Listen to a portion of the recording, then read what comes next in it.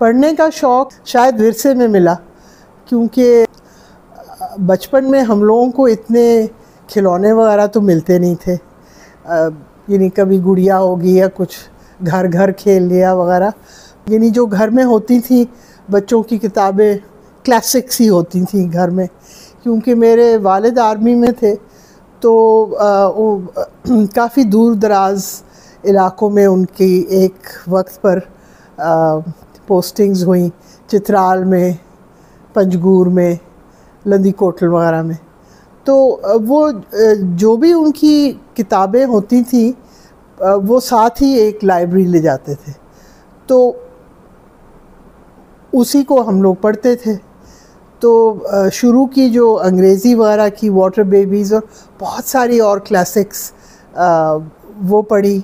मगर मैं अगर उर्दू की बात करूं तो कोई 7 साल की थी पंजगूर में, तो मुझे उर्दू का मास्टर पढ़ाने आते थे, क्योंकि वहाँ स्कूल तो थे नहीं और ये जगह इतनी ज़्यादा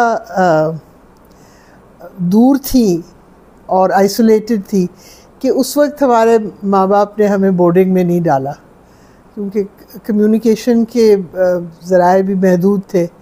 तो हमें अपने साथ ही रखा और वो एक इतना बेहतरीन डिसीजन उनका था, क्योंकि उस वजह से मैंने ऐसी जगह देखी जहाँ अब सोच भी नहीं सकता इंसान के जाएगा, बलूचिस्तान में और दूसरी जगहों में, खैबर में। बहरहाल जब मैंने उर्दू पढ़नी शुरू की, कायदा वगैरह ख़त्म किया, तो मुझे वो जो यानी दूसरा कायदा, तीसरा कायदा वगैरह बड़ा, उससे मैं उकता सी गई। तो फिर जो भी कुछ मुझे मिलता था मैं उसको पढ़ती थी, क्योंकि वालदा जो थी काफ़ी रिसाले आते थे उनके यहाँ। हम लोगों के लिए वो बिन्नात, राशिदुल खैरी की जो फैमिली थी, राज़िकुल खैरी वगैरह, ये इस्मत और बिन्नात निकालते थे। मेरी वालदा इस्मत के लिए लिखती भी थी, बिन्नात हमें मिलती थी पढ़ने के लिए। मेरी वालदा के बचपन में वो लोग फूल और ये तहज़ीब वगैरह पढ़ते थे, और उस वक्त तक ये नहीं थी किताबें, इनके बारे में सुनते थे हम। और फिर मोहम्मदी बेगम की बहुत सारी किताबें थी जो हमें दी गई, कि और वो बड़ी दिलचस्प किताबें हैं कि उठना बैठना और किस तरह खाना, लड़कियों की इस्लाह के लिए। इम्तियाज़ अली ताज की जो वालदा, इसी तरह और राशिदुल खैरी की किताबें, सुबह ज़िंदगी और शाम ज़िंदगी और फ़लान ज़िंदगी। तो ये मैंने पढ़नी शुरू कर दी। तो इनमें से आधी अगर मुझे समझ भी नहीं आती थी तो फ़र्क नहीं पड़ता था, क्योंकि एक कहानी पढ़ने का बहुत शौक़ था। वहाँ एक लैंडिंग लाइब्रेरी थी, मुझे याद है, पंजगूर में। तो वहाँ से ये नॉवेल्स आते थे और बड़े अजीबो गरीब किस्म के, और उस वक्त मुझे याद भी नहीं है कौन थी ऑथर्स उनकी। तो वो भी मैं पढ़ती थी, और मेरा ख़्याल काफ़ी गैर मुनासिब चीज़ें भी मैंने पढ़ ली, मगर बस शौक़ बहुत था। ये जो कुर्रतुल ऐन हैदर है, इनके बारे में मैं पढ़ती थी, क्योंकि इनकी जो वालदा थी नज़र सज्जाद हैदर, वो इस्मत के लिए लिखती थी, और हमेशा उनमें था कि ऐनी ने ये किया और ऐनी ने वो किया। और तो मैं समझती थी कि ऐनी मेरी उम्र की कोई बच्ची है। बाद में मुझे मालूम हुआ बहुत कि ये तो मेरी वालदा की उम्र की हैं और बहुत मशहूर नावलिस्ट है। फिर जब सियालकोट आए तो उस वक्त मैं 8-9 बरस की थी, और 10 साल की जब मैं हुई थी तो तब मुझे याद है ये तिलिस्मे होशरुबा हमने ली थी। मॉडर्न बुक डिपो एक जगह है सियालकोट में, अभी भी है बुक, तो वहाँ ये थी। और हम लोगों का वो एक ही राउंड होता था, ग़ुलाम कादिर हम जाते थे, एक डिपार्टमेंट स्टोर था, और ये मॉडर्न बुक डिपो जाते थे। छोटा सा कैंट था सियालकोट का। तो उधर ये जब मैंने किताब देखी तो इसकी इलिस्ट्रेशन बहुत खूबसूरत थी, इस तरह परियाँ और जिन वगैरह। तो मैंने अपनी वालदा को कहा कि ये क्या है, उन्होंने कहा अच्छा ये, तो उन्होंने मेरे वालिद के लिए बतौर तोहफ़ा ली। तो बहरहाल उन्होंने तो क्या पढ़ी, मुझे ये मिल गई, और मुझे वाकई शुरू की जो उसकी तहमीद है वो तो नहीं समझ आती थी, मगर जब मैं कहानी में एक बार पढ़नी शुरू की तो उसमें तो मैं इतनी ज़्यादा बहल गई उससे, एक ऑब्सेशन की तरह था मैं। वो बस सुबह शाम दोपहर वही पढ़ती थी, और स्कूल भी मैं जाती थी, मगर मेरे जहन में यही चलता था कि होशरुबा में क्या हो रहा होगा, अफरासियाब क्या कर रहा होगा, अमर यार क्या कर रहा होगा। और मुझे वो लगते थे कि ये कैरेक्टर्स ज़िंदा है, you know, I got to know them so well. अजीब बात ये थी महमूद कि मैं किसी से ये डिस्कस नहीं कर सकती थी। मेरे वालिदैन से, उनको मैं सुनाती थी क्योंकि वो कहते थे अच्छा सुनाओ, फिर क्या हुआ। मेरे वालिद ख़ुसूसन, उनको बड़ा मज़ा आता था कि जब कोई साहिर मरता है तो आंधी आती है, तूफ़ान आता है, शोले बरसते हैं, पत्थर बरसते हैं, और फिर बहुत देर के बाद एक मुहीब सी आवाज़ आती है कि कुश्ती मरा नाम मन गज़ाल जादू बूद, और अफसोस के मोरदे मो जान दादे मतलब खुद ना रसीदम।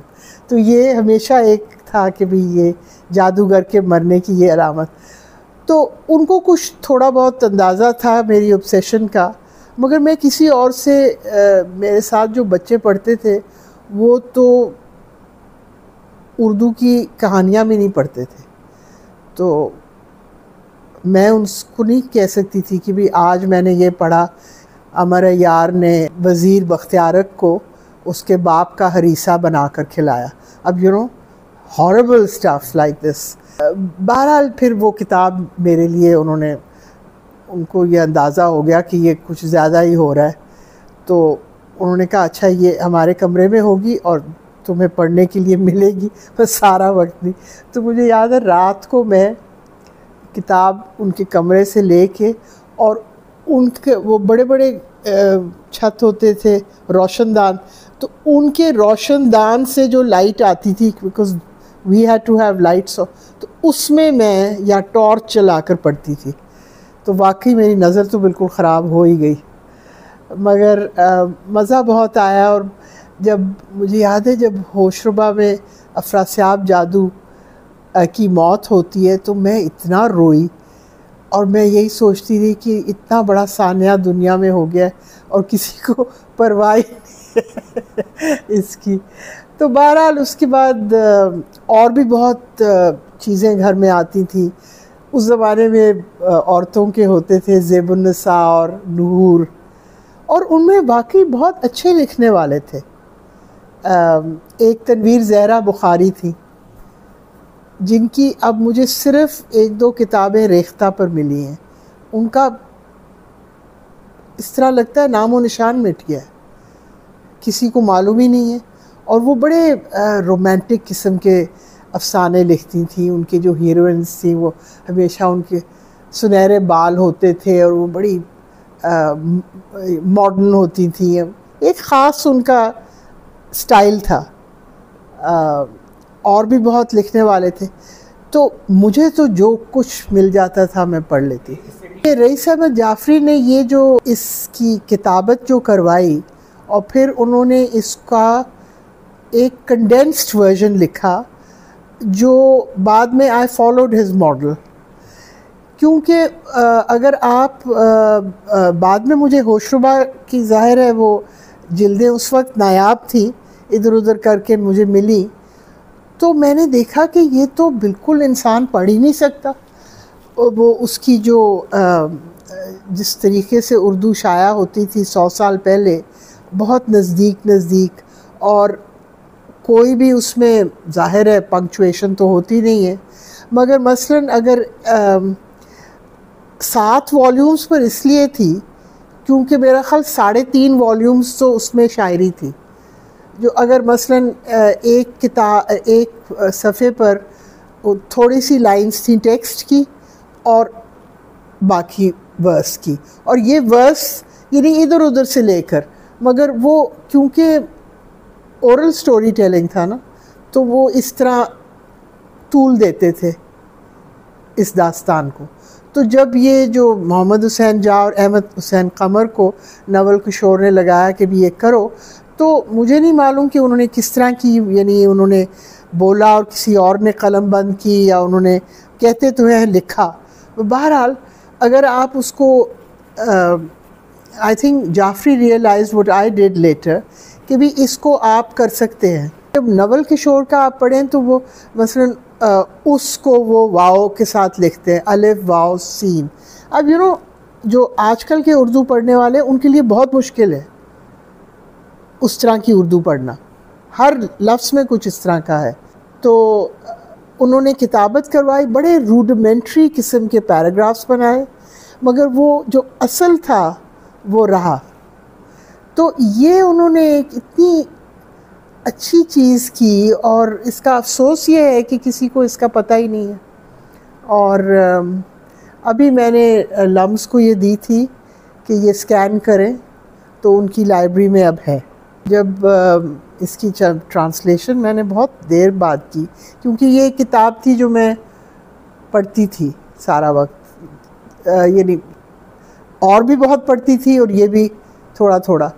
तो जब मैंने सोचा इसका कि मैं तर्जुमा करूं, तो मैंने कहा अब मैं क्या करूं, ये इस तरह तो नहीं हो सकता सारे का सारा।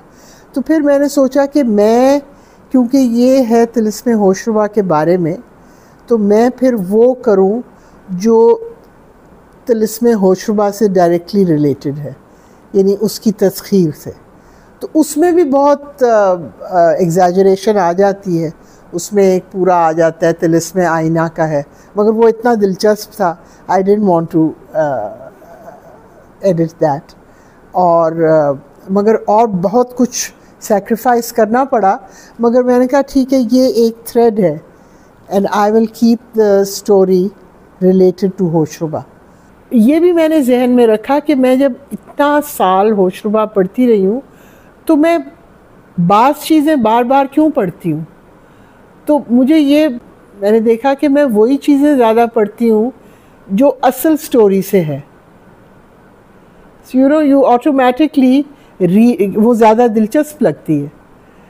तो इस तरह ये मैंने किया, जब करने में मज़ा बहुत आया। ये फ़ारसी हमारी फैमिली में बोली जाती थी, और मेरे वालिद और उनके भाई तो आपस में उनकी जो ख़त किताबत होती थी वो भी फ़ारसी में होती थी, क्योंकि उन लोगों को फ़ारसी पढ़ाई गई थी। बदकिस्मती से मैंने वो इस तरह पढ़नी लिखनी नहीं सीखी, मगर हमें बोलने पर कहा जाता था कि भी कोई और ज़ुबान घर में मत बोलो, यही बोलो। तो उससे एक एडवांटेज हो गया, उर्दू मेरे लिए बड़ी आसान हो गई समहाउ, मुझे इतनी मुश्किल नहीं लगती थी उर्दू। तो मगर मेरी दिलचस्पी ज़्यादा उर्दू में ही रही, तो उससे ज़ाहिर है काफ़ी एडवांटेज तो था। मगर जब मैं ट्रांसलेट कर रही थी होशरुबा, तो तब भी क्योंकि इंसान जब पढ़ता है तो काफ़ी लफ्ज़ ऐसे होते हैं आप अस्यूम कर लेते हैं कि भी इसका ये मतलब है। तो जब ट्रांसलेशन पर आया ना, बहुत से ऐसे टर्म्स थे जिनको मैं पढ़ती थी और बस पढ़ लेती थी, मगर फिर उनको समझना पड़ा कि भी ये क्या है। ये जो पीर आसमान है वो कौन है, वो सैटर्न था, राइट। सो वो जब आप पढ़ते हैं तो आप ये नहीं समझते कि ये एक प्लैनेट की बात हो रही है, आप समझते पीर फलक जो है वो एक आसमान के बारे में बात हो रही। तो इस तरह बहुत सी चीज़ों का इंकिशाफ मुझे ट्रांसलेट करते वक्त हुआ, क्योंकि उस वक्त समझ ज़रा ज़्यादा थी। बचपन में यार ख़ातून का बहुत चर्चा था, और भी बहुत नॉवलिस्ट थी। मुझे तो खैर जो किताब मिलती थी मैं पढ़ लेती थी। तो जो ए.आर. ख़ातून की किताबें थी वो मुझे ख़ुसूसन उस वक्त बहुत दिलचस्प लगी, क्योंकि उनका एक जो लहजा था और अंदाज़ बयान वो मुझे बहुत अच्छा लगता था। उनकी उर्दू बड़ी इडियोमैटिक है, यानी जो एक उर्दू बोलने वाला है ना, उसमें यानी कोई प्रिटेंस नहीं है, मगर बहुत मुहावरों वाली उर्दू, और जिस तरह बड़ी बूढ़ियाँ बैठ के बातें कर रही हैं वो वाली उर्दू, यानी बहुत मुख्तलिफ़ किस्म की उर्दू उन्होंने लिखी है, क्योंकि इतने किरदारों के बारे में लिखी है।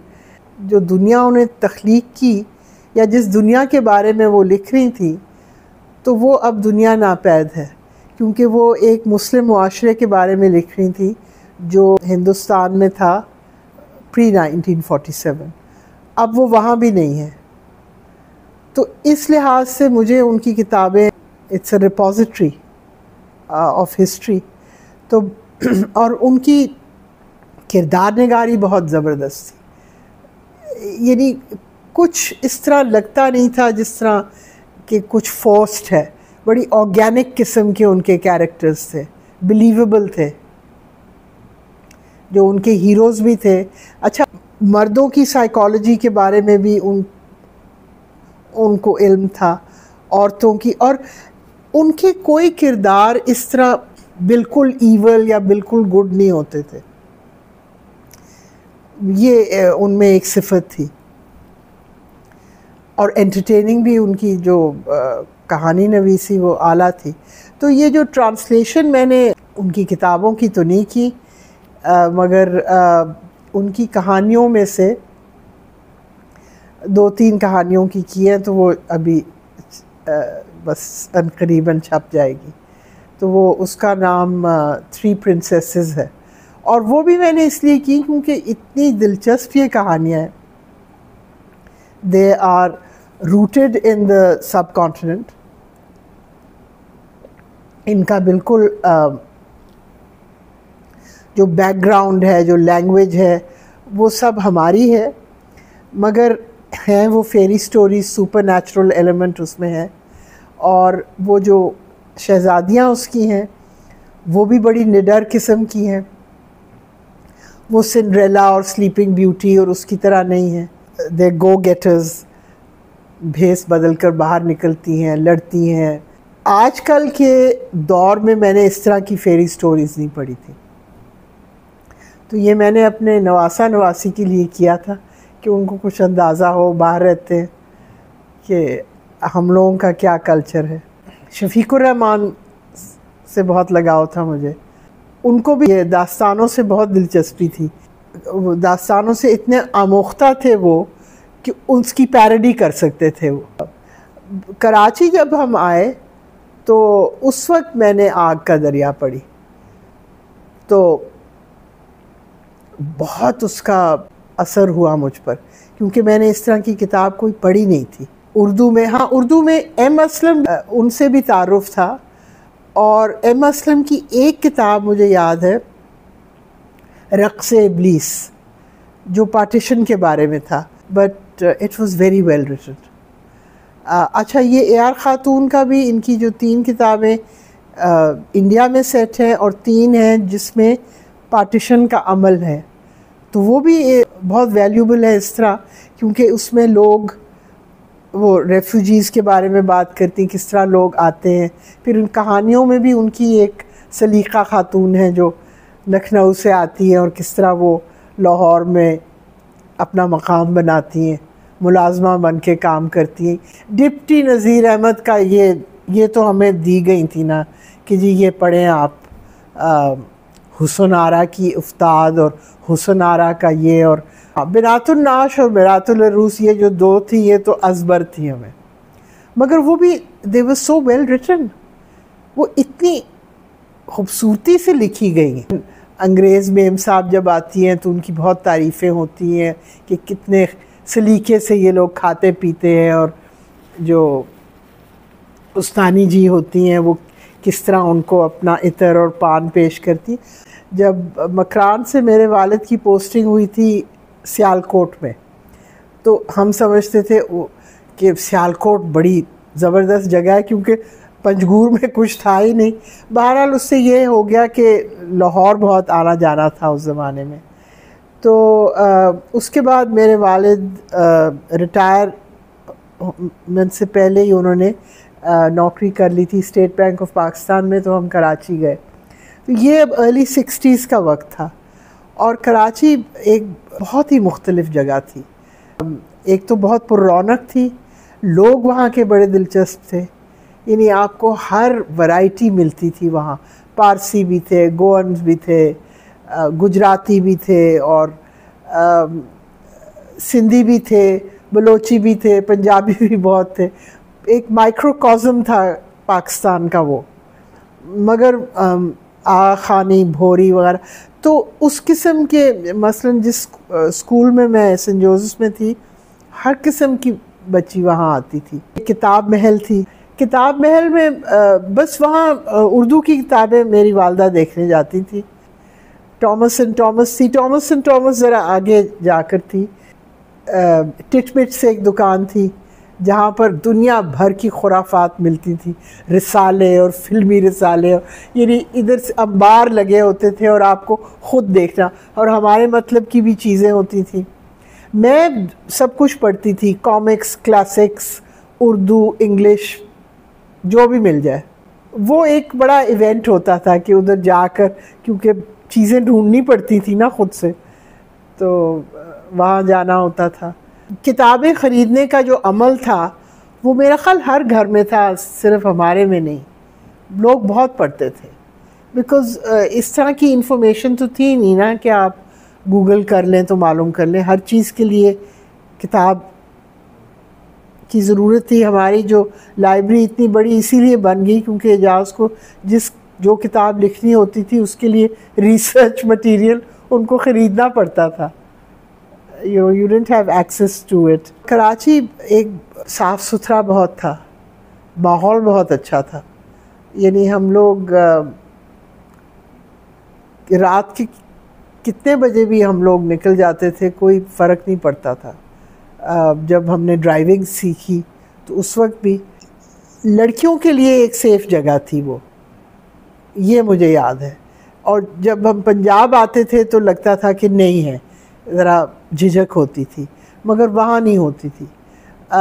लोग अपने काम से इतने बिज़ी होते थे, अपने काम से काम रखते थे।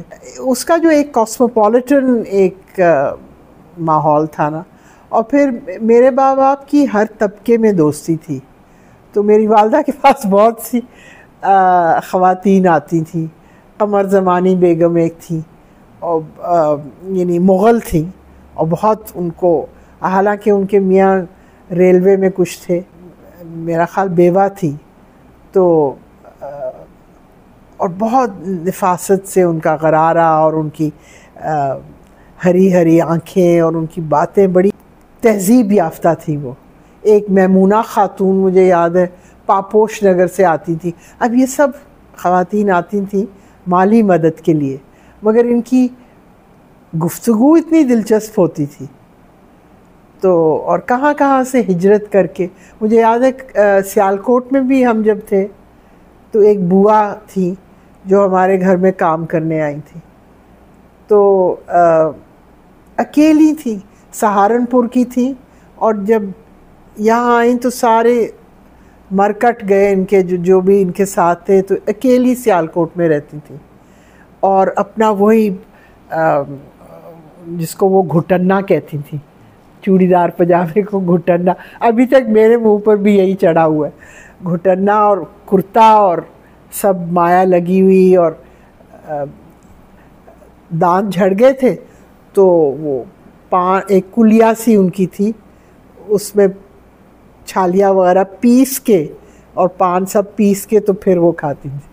तो इस तरह की काफ़ी लोगों से मेरे वालिद की भी आदत थी कि उनके हर तबके में दोस्त थे। तो इस तरह तबक़ाती फ़र्क हमने नहीं देखा, ये इतना हमें वो बिठाया नहीं गया कि भी तुम फ़लान हो और ये कुछ और हैं। और बड़े अनयूजुअल एक्सपीरियंस, पारसी थे वहाँ, मेरी पारसी दोस्तें काफ़ी थी। तो ये एक कल्चरली बहुत डाइवर्स जगह थी कराची। प्रोमिनेंट लोग तो वहाँ आते रहते थे। मुझे याद है हम एक पोलो मैच पर थे, तो हम लोग इस तरह दूसरी रो में थे और हमारे सामने प्रेसिडेंट अयूब और वो जो कहीं के सदर आए हुए थे, तो वो एग्ज़िबिशन पोलो मैच, मुझे अभी तक याद है सैयद शाहिद अली जो वाजिद अली साहब के बेटे हैं, वो भी उस मैच में थे, और पौजर फंदीर इस तरह के। तो मैं पीछे बैठी हुई थी और मैंने कहा मैंने अब सुनना है कि ये आपस में क्या गुफ्तगू करेंगे, बड़ी कोई इम्पोर्टेंट चीज़ होगी जिस पे ये बात करेंगे। तो मैं बैठी रही और वो दोनों पाइप्स पर बातें करते कि किसकी पाइप कौन सी है और कौन सा तंबाकू किस पाइप में जाता है। तो हाँ, लोग तो काफ़ी थे वहाँ। हसनी साहब थे, क्योंकि मेरे वालिद स्टेट बैंक में काम करते थे तो उनसे मुलाकात थी। उनकी बेगम बहुत शफीक खातून थी। और एक और स्टेट बैंक में जिनका बहुत रोब था वो लुकमान हैदर साहब थे। वो कुर्रतुल ऐन हैदर के कज़न थे। उनकी बीवी हुस्ना थी और वो चीफ़ अकाउंटेंट थे वहाँ। और वो यानी बहुत मेहनती आदमी और बहुत सादा। पीटी शूज़ वो जो सफ़ेद वाले हैं वो पहन के वो फिरते थे, मगर उनका रोब बहुत था और इज़्ज़त बहुत लोग करते थे। तो इस तरह के बहुत से कैरेक्टर्स कराची में थे। जब मेरी शादी होकर मैं कराची में ही शादी हुई थी एजाज से, तो उसके कुछ अरसे के बाद हम लोग लाहौर आए थे, तब बेप्सी से मुलाकात हुई थी। उस वक्त तक इनका नावल आया नहीं था। हाँ, वो बाद में आया। उस वक्त भी मुलाकात हुई थी। तो वेरी इंटेलिजेंट वूमन। और उसके बाद फिर हम लोग चले गए थे, वापस आए तो ये कैंट में रहती थी, तब भी मुलाकात थी उनसे। फिर वो चली गई। और उनके भाई मीनू से भी, मीनू भंडारा, जिन्होंने उनके घर में फिर एक आर्ट गैलरी खोली थी, वो जो जिस घर के बारे में उन्होंने अपने नावल आइस कैंडी मैन की सेटिंग की थी, वो घर माल पर है ना, अभी तक है। तो उनसे इस तरह मुलाकात। कुर्रतुल ऐन हैदर की ये आग का दरिया, मेरा ख्याल में I must have been in my late teens जब मैंने ये पढ़ी, तो मुझे 2-3 रातों को नींद नहीं आई। मैंने इस तरह की किताब पढ़ी नहीं थी और उस पर इतना गहरा असर मुझे हुआ। और वो कुछ उनके जो कैरेक्टर्स हैं, और क्योंकि वो बार बार हर दौर में वही कैरेक्टर्स आते हैं, तो उनसे आप बहुत ज़्यादा फेमिलियर हो जाते हैं उन कैरेक्टर्स से। और मैं यही सोचती थी कि काश मेरी शादी गौतम नीलंबर जैसे आदमी के साथ और मगर वो जो एक उनका जो कॉन्सेप्ट था ना इसका, of this India which is sort of a continuous, यानी वही किरदार आते हैं, चाहे वो प्री बुद्ध स्टेज में है या चाहे वो बाद में मुसलमानों के दौर में, और फिर लखनऊ, वो जो उनका अपना बचपन था वो भी उसमें है, स्टूडेंट ईयर्स, और बाद में लंदन में। उनकी उर्दू ज़बरदस्त थी और एक लेवल ऑफ थॉट जो उसका उनका था ना वो बहुत ज़बरदस्त था। क्योंकि एक काफ़ी, मुझे नहीं मालूम क्या उम्र थी, मेरा ख्याल काफ़ी यंग थी जब आग का दरिया आई। सारे जहां दराज, वो मैंने काफ़ी अरसे के बाद पढ़ी। वो भी एक ज़बरदस्त किताब है क्योंकि उसमें इन्होंने अपने मटर्नल और पैटर्नल दोनों साइड्स पर लिखा है। गर्दिश रंगे चमन मैंने अभी फिर से पढ़ी, क्या किताब है वो।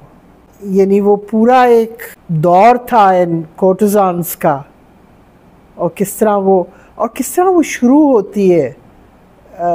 यानी होती तो वो एक लखनऊ के ड्राइंग रूम में है, मगर वो जिस तरह वो बताते हैं कि ये माइनर मुग़ल शहज़ादियाँ थीं जो बस एक लपेट में आ गई एक हमले में, और उसके बाद एक म्यूज़िशियन के घर में इन्हें पनाह लेनी पड़ी। Her command over history is just immense. और जिस तरीके से वो लिखती हैं और जो रेफरेंसेस वो इधर उधर से, तो एक पूरा यूनिवर्सिटी है उनकी किताबें पढ़ना। Remarkable, I am a great admirer of her work. इनकी तो खैर सारी किताबें मैंने पढ़ी हैं, और बहुत सी किताबें ऐसी हैं, अंग्रेज़ी की बहुत सी ऐसी हैं। डैफ्नी डू मोरियर एक ज़माने में बहुत बड़ी, यानी ये वही थे जो हमारे माँ बाप पढ़ते थे तो हमें यही किताबें मिलती थी। मगर वो मैं अब भी पढ़ती हूँ तो मुझे इतनी अच्छी लगती हैं क्योंकि वो एक एलिमेंट ऑफ जो स्टोरी टेलिंग है वो इतनी खूबसूरती से किया गया है। चाहे आप डिकेंस की ले लें, इनकी ले लें। एक और राइटर थी जिनको बहुत कम लोग इस तरह जानते हैं, मगर क्योंकि मेरे वालदा के पास उनकी किताबें थी तो फिर मैंने काफ़ी तलाश करके ली। Elizabeth Goudge. Now she was a writer, 50s-60s तक लिखा, उसके बाद तो वो बहुत ज़बरदस्त किताब है। वो मैं किसी वक्त भी उन्होंने बच्चों के लिए भी लिखा, बड़ों के लिए भी लिखा। उनकी किताबें हैं जो मैं बार बार पढ़ सकती हूँ। बहुत से ऐसे ऑथर्स हैं जिनको मैंने बार बार पढ़ा। जॉन ले कार्रे ऐसे हैं जो ब्रिटिश एस्पिनाज के बारे में लिखते हैं, MI5 MI6, क्योंकि वो इन इदारों में उन्होंने ख़ुद काम किया था। उनकी मुझे बहुत दिलचस्प लगती हैं किताबें, एक वक्त पर लगती थी। अब कुछ अरसे से ज़ाहिर है वो गुज़र भी गए। और बचपन में तो ये समरसेट मॉम वगैरह, ये जो भी हमारे वालिदैन के लाइब्रेरी में होती थी चीज़ें, वो पढ़ी थी। मगर बाद में मुझे चार्ल्स डिकेंस और ये जिस तरह निसाब में किताबें थीं उनसे भी बहुत दिलचस्पी रही। क्लासिक जो उर्दू जो अंग्रेज़ी क्लासिक्स हैं उनमें से काफ़ी सारी पढ़ी, मगर कुछ जहन में है। अब अलबत्ता वो इस तरह नहीं पढ़ी जाती हैं, मगर ट्रैवल की किताबें अच्छी लगती हैं। वेद मेहता की, डॉमोरेस की किताबों का एक ज़माने में बड़ा खप था, क्योंकि वो भी ट्रैवल राइटिंग ही उन्होंने की थी। और इनकी जो एक गॉन अवे थी वेद मेहता की थी, वॉकिंग द इंडियन स्ट्रीट्स। तो इन्होंने ये दोनों वलायत से नए नए आए थे दिल्ली में, और दे वर वेरी यंग मैन, नौजवान थे, और इन्होंने कुछ सफ़र इकट्ठे किया, नेपाल गए, दिल्ली में वक्त गुजारा, और दोनों ने लिखा उन्हीं चीज़ों के बारे में, मगर इस तरह लग रहा था कि बिल्कुल मुख्तलिफ हालात हैं। तो बाद में वेद ने एक और किताब का, जो जब दोबारा से छपी ये किताब, तो उससे ये कहा कि नहीं नहीं, इस तरह नहीं हुआ था, इस तरह हुआ था। और ये जो डॉम है ये बड़ा एग्जैजरेट करता है, मगर बहरहाल डॉमोरेस की किताब बहुत ज़बरदस्त थी। तो वो यानी इस तरह की किताबें हैं जो लॉरेंस डरल की मैंने अलेक्जेंड्रिया क्वार्टेट एक ज़माने में मुझे खप था उसका पढ़ने का, और बहुत बार मैंने वो पढ़ी।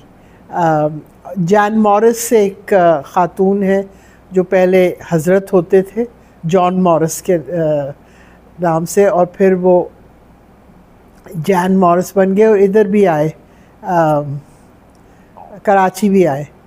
तो उन्होंने बहुत ज़बरदस्त ट्रैवल किताबें लिखी हुई हैं, वेनिस के ऊपर और भी जगहों पर। इतने ढेर सारे नाम हैं, मगर Lawrence Durrell is one that springs to mind. Urdu writers में ये जो Aangan, that was very well written. Jamila Hashmi की किताब, और फिर अल्ताफ़ फातिमा की दस्तक ना दो यार खातून, जो मेरा ख्याल बहुत अंडररेटेड है। उनकी आप किताबें बार बार पढ़ सकते हैं, और उनमें ऐसी ताज़गी होती है कि लगता है कि पहली बार पढ़ रहे हैं। ये एगाथा क्रिस्टी की किताबों में भी यही है कि आपने पढ़ी हो मगर आपको याद नहीं है कि ये किस तरह इसमें आगे क्या होता है। तो ये भी एक इनकी किताबों की खासियत थी। हिजाब इम्तियाज़ अली की वो मुझे लैलो नहार बड़े मज़े की लगती थी, जो उनका रोज़नामचा किस्म का था। तो क्योंकि वो मेरी नानी की वो दोस्त भी थी, उसमें उनका भी ज़िक्र था कि आज रज़िया आ गई और फराम हो गया, फिर हमने चाँद को देखा और फिर हमने फूल सूंघे और इस किस्म की चीज़ें। और बड़ी दिलचस्प उनकी शख्सियत भी थी, बड़ी एलिगेंट खातून थी, फैशनेबल, साड़ियाँ बड़ी अच्छी पहनती थी, हमेशा वेल ग्रूम रहती थी, और उनका एक ख़ास अंदाज़ था बोलने का, बड़ी बारीक सी आवाज़ थी। बहुत से ऐसे हैं किताबें जो मैं पढ़ती रहती हूँ, मगर अब मैंने लेटली देखा है कि ये जो एक आला हमारे पास आ गया है, तो इससे कंसंट्रेशन बहुत कम हो गई है किताब। मगर मैं इस पर भी किताबें पढ़ लेती हूँ। उर्दू नावल ये ऑनलाइन है, क्योंकि मुझसे ये अब उर्दू ये जो छपती है ये तो पढ़ी नहीं जाती, तो ऑनलाइन पढ़ने में ये है कि वो ज़रा इंसान बड़ा करके पढ़ सकता है। तो वो भी एक मुझे ये एक राइटर है Nimra Ahmed, I was very impressed with her. उनकी एक मैंने हालम पढ़ी जो मैंने जिमखाना क्लब से ली थी, और उसकी ठीक है वो पार्ट 1 था वो, तो जब मैं पार्ट 2 लेने गई तो उनका जी ये तो अभी छपी नहीं है या आई नहीं है। तो मैं ऐसे ही देख रही थी कंप्यूटर पर तो मुझे मिल गई है। तो फिर that is when I discovered a whole range of writers. ज़्यादातर वो रोमांटिक हैं, मगर मसलन ये जो किताब हालम मैंने पढ़ी ये इस कदर वेल रिसर्च्ड थी।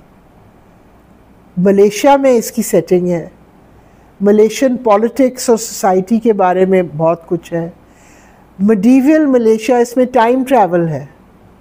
सो मुझे यकीन ही नहीं आ रहा था कि मैं किसी पाकिस्तानी राइटर की ये किताब पढ़ रही हूँ। It was very well written. दूसरी एक उन्होंने माला लिखी है जो जादू वगैरह पर है, क्योंकि आई वॉज़ हुक्ड, तो फिर मैंने कहा और कौन सी किताबें हैं इनकी। तो सुना है वो बड़ी इल्यूसिव है और कोई उनको देखता नहीं है और अपीयरेंस करती नहीं है, मगर I was very impressed with her writing, except the end of Mala in which he kills the lead character. एक ज़माने में मुझे वाशिंगटन डीसी काफ़ी जाना पड़ता था, क्योंकि मेरी बेटी वहाँ थी और वो जॉर्ज टाउन में रहती है। जॉर्ज टाउन एक बहुत खूबसूरत इलाका है वाशिंगटन का। तो वहाँ एक अजीब बात होती थी कि लोग किताबें पढ़ के तो वो घर के बाहर रख देते थे कि किसी को भी चाहिए वो ले जाए। और बिल्डिंग्स में भी यही होता था कि किताबें लोग पढ़ के और रख देते थे, तो आपको ज़रूरत ही नहीं होती थी ख़रीदने की, क्योंकि इतना कुछ मिल रहा। सेकंड हैंड भी बहुत मिलती वहाँ तो। और फिर वहाँ की लाइब्रेरी की मैंने मेंबरशिप भी ली। तो मसलन वाशिंगटन डीसी में आप एक लाइब्रेरी के मेंबर बने तो आप जितनी भी लाइब्रेरीज डिस्ट्रिक्ट में हैं वो आप इस्तेमाल कर सकते हैं। तो वो उसमें मुझे बहुत मज़ा आया उस वक्त। अब तो कुछ अरसे से जाना नहीं हुआ, मगर मार्टिन लूथर लाइब्रेरी उनकी थी, और जितनी भी वो जो डिस्ट्रिक्ट की लाइब्रेरीज थी उसमें मेरा जाना हुआ। और मुझे याद है जब मेरे नवासे की पैदाइश होनी थी तो मैं उस वक्त भी गई थी, तो ये होशरुबा का मैं उस वक्त ये छप रही थी और मैं ग्लॉसरी पर काम कर रही थी। मेरी फॉर्मल एजुकेशन उर्दू में तो हुई नहीं, जो भी थी वो बज़ाते ख़ुद मेरी अपनी एफ़र्ट थी। कॉन्वेंट स्कूल्स की एजुकेशन ज़रा मुख्तलिफ होती है, और कॉलेज में भी मैंने उर्दू इस तरह पढ़ी नहीं जिस तरह की पढ़नी चाहिए। तो जब हमारी शादी हुई उस वक्त तक इजाज़ ने इस तरह किस्म की मज़मून निगारी नहीं की थी। वो कैटलॉग उन्होंने उसके ऊपर काम किया था और जॉब कर रहे थे ज़ाहिर है, मगर हमें शौक़ बहुत था किताबों का। तो वही किताबें जो उन्होंने पढ़ी हुई थी मैंने अलहदा पढ़ी हुई थी। मसलन वेद मेहता की किताब और डॉमरेस की किताब ये मैंने पढ़ी हुई थी, और इजाज़ ने भी पढ़ी हुई थी। और फिर हमारा जब हिंदुस्तान जाना हुआ 78 में, तो उस वक्त तक इजाज़ की कैटलॉग जो पहाड़ी मिनिएचर पेंटिंग्स की थी वो छप चुकी थी, और उसके जो इंडिया पाकिस्तान में जो उनके पब्लिशर्स थे वो ऑक्सफोर्ड प्रेस था। तो उस वक्त रबी दयाल जो खुशवंत सिंह के दामाद थे वो ऑक्सफोर्ड यूनिवर्सिटी प्रेस के मैनेजर थे दिल्ली में, और यहाँ पर तो खैर उस ज़माने में अंग्रेज़ ही थे। तो उनके साथ फिर मुलाकात हुई थी खुशवंत सिंह से, क्योंकि ये सुजन सिंह पाक है जो खुशवंत सिंह के वालिद नहीं, क्योंकि वो ठेकेदार थे। तो एक बहुत ही सेंट्रल जगह जो है खान मार्केट के पास, उधर ये कॉम्प्लेक्स है अपार्टमेंट्स का, जिस तरह लक्ष्मी मैंशंस इधर है मगर उससे बहुत बड़ा। तो खुशवंत सिंह एक फ़्लैट में रहते थे और उनके सामने वाले फ़्लैट में रवि दयाल रहते। तो उस वक्त मुलाकात उनसे हुई थी और फिर जब भी हम जाते थे उनसे मिलते थे। बड़े बागो बहार शख्सियत थे वो, और हमेशा वो उर्दू में, यानी हम उनकी उर्दू हमारी उर्दू से काफ़ी अच्छी थी, शिकवा और ही हैड इट ऑल। उस विज़िट में रबी ने कहा कि मेरा वो दोस्त आ रहा है वेद मेहता, हमने कहा भी हम मिलना चाहेंगे। तो रबी के यहाँ फिर मुलाकात वेद मेहता से हुई थी।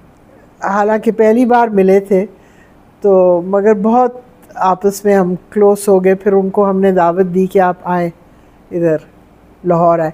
जब तक वो झिझकते थे, बिकॉज़ वो जानते नहीं थे ना किसी को लाहौर में, और वैसे भी नाबीना थे, मगर उनके बारे में तो आपने पढ़ा हुआ है।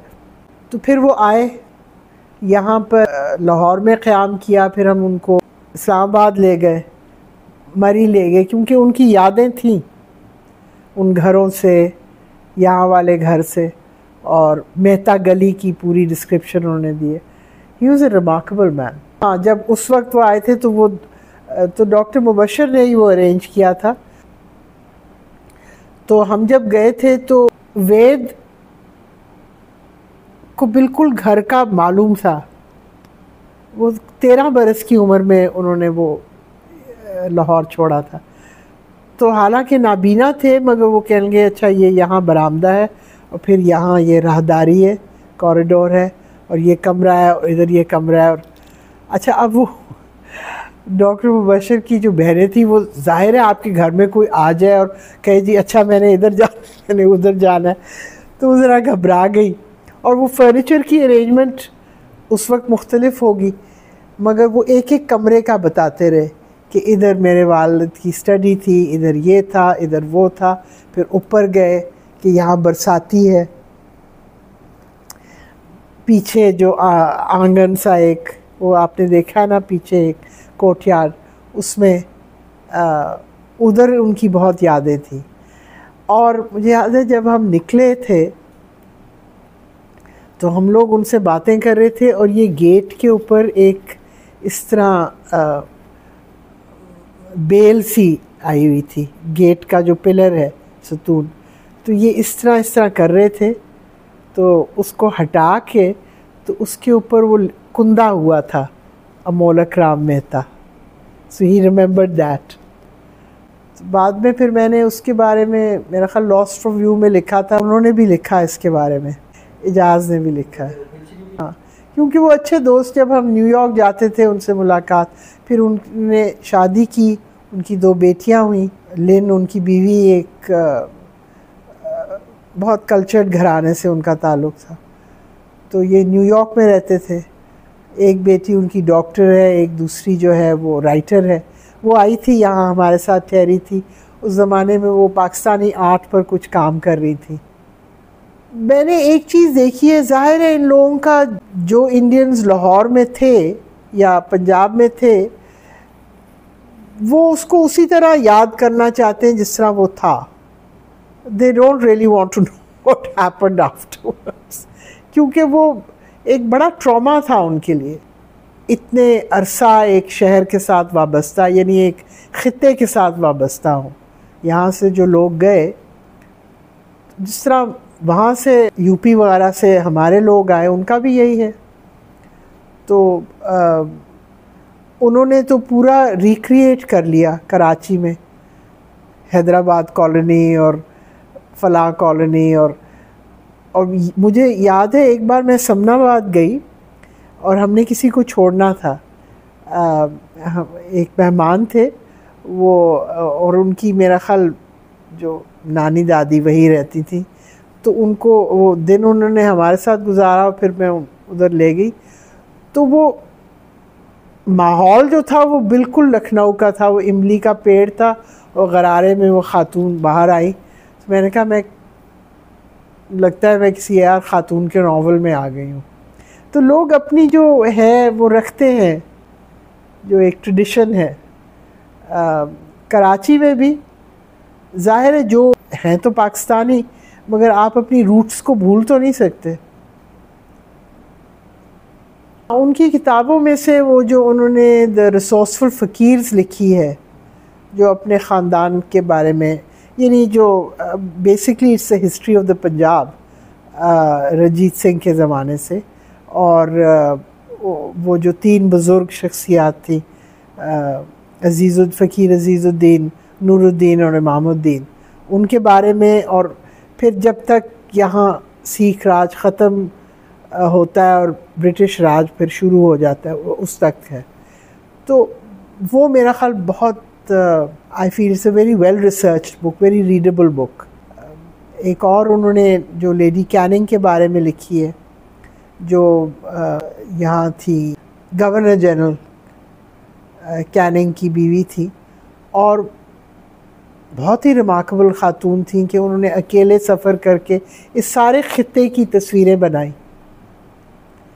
तो लीड्स में एक जगह है हार्ड्स कासल, तो वहाँ उनकी जितनी भी ये पेंटिंग्स वगैरह, और ये फिर हम रिसर्च करने वहाँ गए क्योंकि एजाज़ को थोड़ा बहुत इनके बारे में पढ़ा था, मगर फिर वो इतना ज़ख़ीरा था कि वो उन्होंने इकट्ठा किया, और वो भी बहुत एक दिलचस्प किताब है। किताबें तो उनकी सारी दिलचस्प हैं, ये जो सिखों पर मैजेस्टी। एजाज़ और मैं काफ़ी दुकानों पर जाते थे कराची में ही, ये मसलन किताब महल में से काफ़ी किताबें ली थी। लाइब्रेरीज़ एक दो इस तरह, एक हामिद अली साहब थे, उनकी बहुत बड़ी लाइब्रेरी थी, वो फिर जब गुज़र गए तो उनके ख़ानदान ने वो बेचनी शुरू की, उनसे काफ़ी कुछ लिया, और लोग भी देते गए, हम भी मंगाते गए। अब मैंने ये डिसाइड किया है कि मैं वही किताब लूँगी जो मैंने 10 बार पढ़नी है, जो एक बार पढ़नी है वो मैं लाइब्रेरी से लूँगी, क्योंकि अब नहीं संभाली जाती।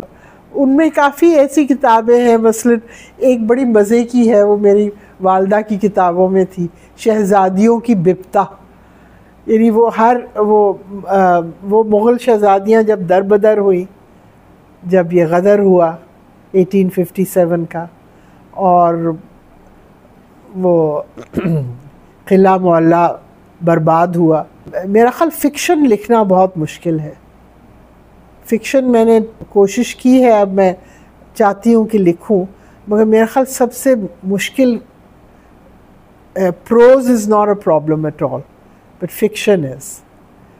तो जो अबू धाबी में जब हम लोग वापस आए, तो खालिद अहमद साहब हमारे दोस्त थे, वो फ्रंटियर पोस्ट के एडिटर थे, तो उन्होंने कहा था कि आप इसके लिए कॉलम लिखें, क्योंकि मैंने गल्फ़ में शुरू कर दिया था, खलीज टाइम्स वगैरह में लिखना, फ्रीलांस राइटिंग में कर रही थी। तो मगर कॉलम एक और चीज़ होती है, आपको यानी 1000 लफ्ज़ लिखने पड़ते हैं हर हफ्ते। तो उस वक्त फिर मैंने कहा कि अब मैं इतना पॉलिटिक्स वगैरह के मैं उन्हीं चीज़ों के बारे में लिखूं जिनके बारे में मैं जानती हूँ। मैंने काफ़ी सारे ट्रैवल पीसेस लिखे, या अगर मैं कोई सोशल या पॉलिटिकल चीज़ के बारे में लिखती भी थी तो वो किसी और कॉन्टेक्स्ट में, तो वो काफ़ी मकबूल इस वजह से हो गए थे क्योंकि अमूमन कॉलम निगार एक दूसरे यानी एक ही मज़मून के ऊपर लिखते रहते हैं।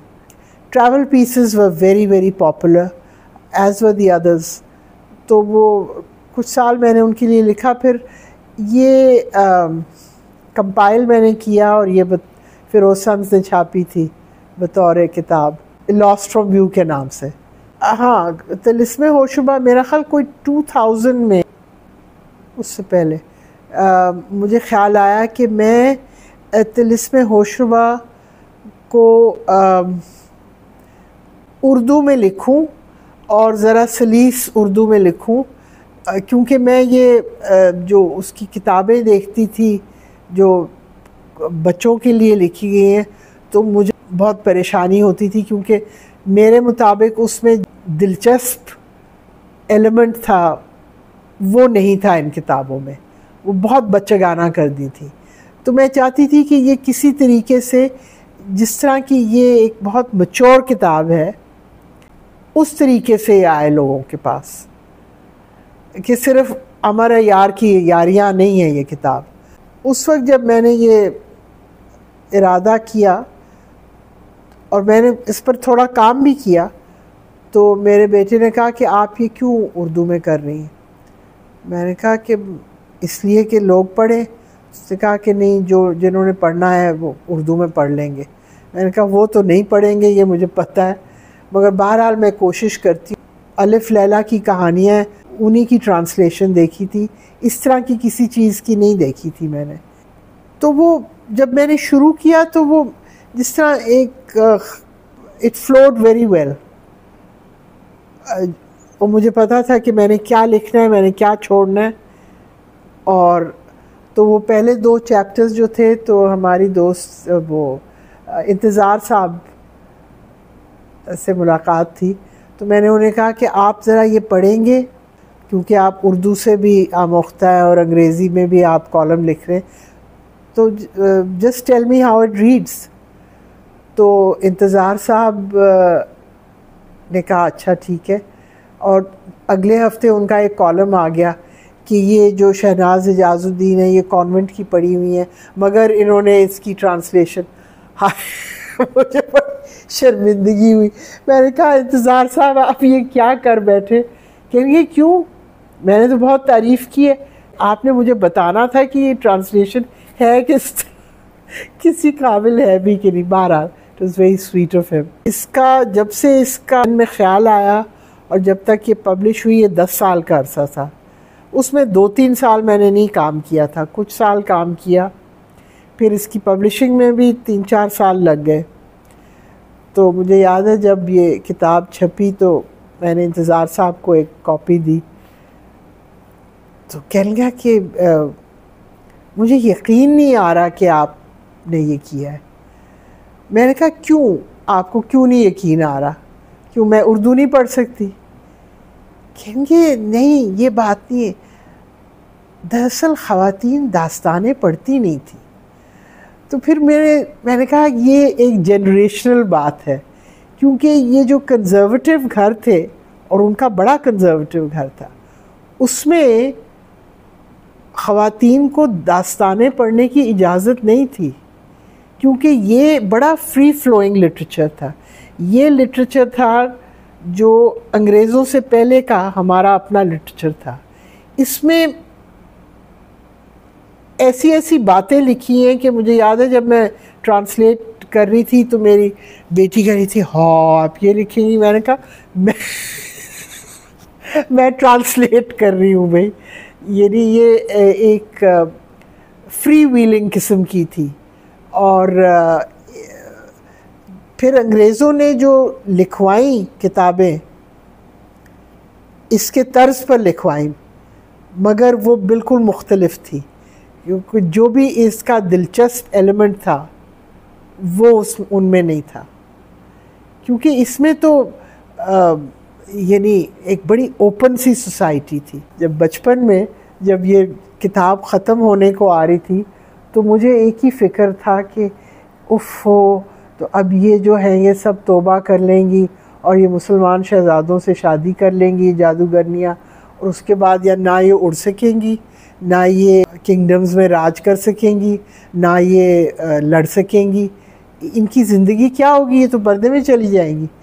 तो वो आज तक मुझे बात खटक रही है कि इनका क्या हुआ। तो मुझे याद है ये एक बार मैं बात कर रही थी, मुशर्रफ फ़ारूकी जो है हमें न्यूयॉर्क में मिले, मेरा बेटा था साथ, तो उस वक्त ये मेरा ख्याल छपने वाली थी या कुछ ऐसा ही था। हाँ, तो मैं उनसे बात कर रही थी इसी तरह उनके कैरेक्टर्स के बारे में, तो वो कह लगे कि Kumail your mother thinks these people are real. तो मैंने कहा हाँ मेरे लिए ये है रियल, जितने भी इसके किरदार हैं वो रियल ही है। तो इस तरह ये वजूद में आई। हाल में जिस मुसन्निफ़ से मैं बहुत ज़्यादा इम्प्रेस हुई हूँ वो है अनीस अशफाक, और उनकी ख्वाब सराब मैंने जब पढ़ी, वो तो उन्होंने ख़ुद मुझे दी थी जब आए थे लिट फेस्ट के लिए। क्या ज़बरदस्त वो किताब है। और क्या उसमें वो लखनऊ की डिस्क्रिप्शन है, और इस तरह लग रहा है कि वो पूरा लखनऊ तो एक कैरेक्टर है ना उस किताब में, और उसके जो गलियां हैं और जिस तरीके से उन्होंने, इट्स अ थ्रिलर, आपने पढ़ी है ना? हाँ, तो वो दैट इज़ समथिंग अगेन जो मैं बार बार पढ़ सकती हूँ। तो वो नैयर मसूद की अभी मैं पढ़ रही थी, he is also somebody I discovered lately. Nayyar Masood के बस वो अफसानों की उनकी है मेरे पास किताब। एक है जिसमें ये लड़का होता है जिसकी वालदा दस्तकारी का काम करती हैं और उसको इसी तरह पालती हैं, और इसको बिल्कुल किसी चीज़ में ये ट्रेंड नहीं होता, और वो जब गुज़रने वाली होती हैं तो वो इसका तारुफ़ कराती हैं इस लड़की से, और इस जो सेठ जो है जो उनको काम देता है कि किसी तरीके से ये इट्स अ ब्यूटिफुली रिटन। मगर वो एक एलिमेंट है डिप्रेशन का, क्योंकि आपको लगता है कि ये जो कैरेक्टर्स हैं ये इस चीज़ से निकल नहीं पाएंगे, कोई राह नहीं सूझती। अब ये पता नहीं एक सोशल सिंड्रोम है वहाँ का, क्योंकि वो एक तर्ज़ ज़िंदगी को कोप नहीं कर सकते, उससे आगे नहीं देख सकते। ये एलिमेंट मैंने ये इन इंडियन राइटर्स में ही देखा है, यहाँ के राइटर्स में नहीं। क्योंकि और वो एक जो मोहब्बत है उस शहर से, वो उसमें नैयर मसूद में भी है, इनमें भी है, उसकी जोग्राफ़ी से, उसकी हिस्ट्री से। खैर मैं नहीं कह सकती कि मैंने इतना पाकिस्तानी लिटरेचर पढ़ा है, मगर हमारी काफ़ी मुख्तलिफ आउटलुक है। तो किताबों का ये है कि I find it a complete way of relaxing, क्योंकि मेरा जहन बिल्कुल उस किताब में रहता है और फिर किसी और चीज़ की फ़िक्र नहीं होती है। अब ये ज़रा कम हो गया है, क्योंकि जिस तरह जवानी में और बाद में पढ़ते थे कि आप कोई और काम ना करें, ये पढ़ते ही रहें, वो नहीं होता अब यही होता है कि भी रात को लेटते वक्त पढ़ ली। किताबों से मैंने बहुत कुछ सीखा है, जो कुछ सीखा है किताबों से ही सीखा है। लोगों के बारे में इतना सीखा है, लोगों कल्चर्स के बारे में इतना सीखा है। मेरा ख्याल लिखने के लिए भी आपको किताबें पढ़ने की ज़रूरत होती है, क्योंकि जब तक आपको आपके जहन में वो पुख्तगी नहीं आएगी और लोगों के आपको ख़यालात का और उनके तजर्बों का, उनके मुशाहिदों का मालूम नहीं पड़ेगा, तो आप ख़ुद से तो कुछ नहीं लिख सकते। आप ये नहीं कि आप दूसरे का एक्सपीरियंस लिख रहे हैं, मगर एक रिचनेस आ जाती है मुताले से।